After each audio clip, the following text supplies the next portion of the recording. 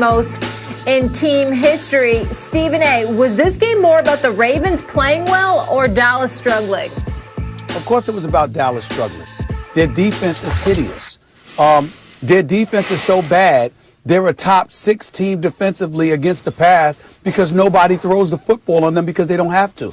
They know you can run it on them all day long. They rank dead last in the National Football League against the run and dead last in points allowed. Why? Because they give up an average of 5.2 yards a rush, which is one of the worst in history, in NFL history, not to mention the fact that they've surrendered over 2,000 yards, 2,014 to be exact, on the ground alone in the first 12 games of this season. That is just an absolutely atrocious defensive statistic to go by. Mike Nolan should never have been the defensive coordinator. Last time he was in Atlanta in 2014, and they were the second worst defense in the National Football League, and that's who Mike McCarthy elected to bring on board as his defensive coordinator. And as a result, it's had a negative effect on the rest of the team. DeMarcus Lawrence, Jalen Smith, Leighton Vander Esch, and those boys, they don't seem like they want to play for this coach. They don't seem like they want to be there. They should have left those cats, Rashad and I forgot Rod Marinelli. They should have left them there, but they didn't do that. As a result, that puts even more pressure on the offense that no longer has Dak Prescott. The Dallas Cowboys are awful. They're atrocious, okay? And the fans, even though they deserve it, and I'm very happy for the misery that they are experiencing. I got my boy, my college buddy, Mark Turner, one of the biggest Cowboy fans I know. It's an APB out for him. I got his wife and kids looking for him. We can't find him because the brother's hiding, because that's how ashamed he is of his Dallas Cowboys. They are pathetic. They are awful defensively. As a result, it has contaminated the rest of the team, which is why they deserve their comeuppance. This is bad Cowboys all day. What about good Ravens? The Cowboys stink, period. This was about the Ravens, and it was good Ravens. We all know the Cowboys stink already, and they're the worst in rush defense. We get that. But the Ravens got twice on the ground what the Cowboys are used to giving up. 2 times. And that's not just because Lamar Jackson is the greatest running quarterback ever, right? It's because that's not just Ingram. They have Evans, they have Dobbins, they have 4 guys, including the quarterback, to get it done on the ground, and they got run blocking to boot, right? They're winning up front. Now, did they give up a lot of points to Ravens? No, and that's the Ravens defense. Even through the losing streak, Titans scored 30 on them. Otherwise, it's very tough to score on the Ravens. They don't give up a lot of points. Even when they bent yesterday, they didn't break. And even if Zerline hits all the field goals, it doesn't matter. It really doesn't matter. They still lose the game, the Cowboys. So when you look at Baltimore coming off of COVID, coming off of a 3-game losing streak, 4 of the last 5, coming off a Steelers game, coming off a short week, that was good Baltimore. Lamar Jackson even threw a dime to Hollywood Brown. You saw what you needed to see as a Ravens fan. It's not perfect. There are things, Lamar Jackson missed some throws too. It's not perfect. And the defense, by the way, wasn't what you come to expect from the Ravens.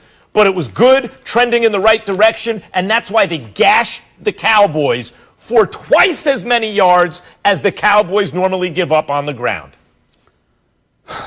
Max Kellerman, the only reason why you even remember Hollywood Brown's name is because how do you forget Hollywood? Whether it's Hollywood, Florida, or Hollywood as in Tinseltown, where I am Marquise. now. It's the only reason. There was nothing else to remember about him, and it's not his fault. Their passing game just wasn't that great this year. Second worst in the National Football League, where Lamar Jackson spent weeks talking about how they got to improve the passing game. Guess what? After last night, that's still the case. He only threw for 107 yards, threw a couple of touchdowns.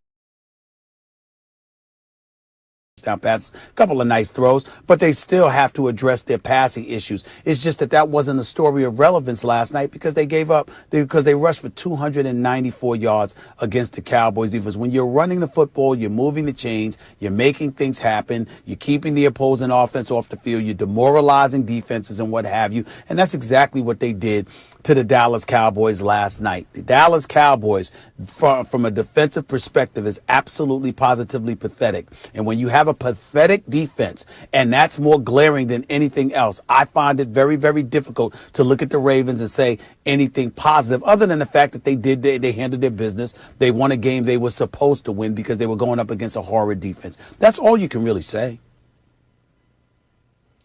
Steelers, Colts, who was it? Steelers, Colts, Titans, Steelers. Like they had, I said Titans, Colts. They had a tough schedule. They hit a tough spot in their schedule, and it coincided with them getting COVID, Stephen A. Like and by the way, they weren't getting blown out. They were losing some close games. So you have to take into consideration everything that's gone on in their season. Has Lamar been struggling in the passing game? And have teams made adjustments that now he and Harbaugh have to make adjustments to? The answer is yes. Did we get all the answers against the Cowboys? No. But they needed to start doing some things well, and they, especially coming off of COVID and on a short week after Steelers game, and they showed they did. And by the way, when I ran through those teams that I just mentioned, some of them were close games. They beat the Colts. Like the Ravens beat the Colts, not like they haven't beaten any good teams this year. And the Cowboys game is a trend in the right direction. You saw a lot of the stuff you needed to see.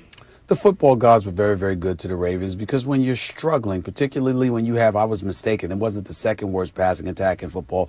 They presently have the worst passing attack in football. They rank dead last, number 32 overall, but they have the number one rushing attack. And the number one rushing attack went up against the absolute worst run defense in the National Football League, which is the Dallas Cowboys. If you got all of those COVID issues, what's the simplest thing to do on a football field, assuming you can do it effectively? It's running the football. It's not throwing the football where you got to figure out reads, coverages, go through your progressions, et cetera, et cetera. It's simply handing the ball off to the person in the backfield and running the football. If you can institute and implement that simple formula and it works for you, nothing is complicated. And that's what happened with them last night. They were going against the Cowboys. They were able to run the football, and you didn't have to figure out anything or even work on anything else because you could run all day.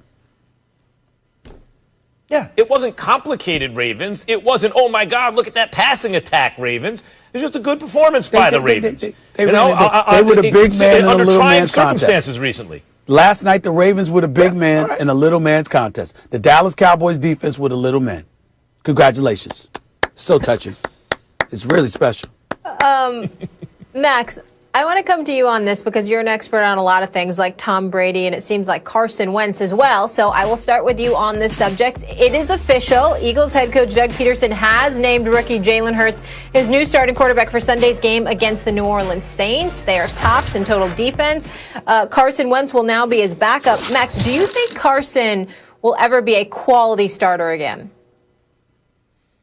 No, I don't. And the shame of it is I saw this coming in slow motion and tried to warn everyone the entire time. He's going in the wrong direction at the end of last year. No, he's an MVP candidate. No, he's playing poorly against awful teams and getting a little lucky. Oh, but look at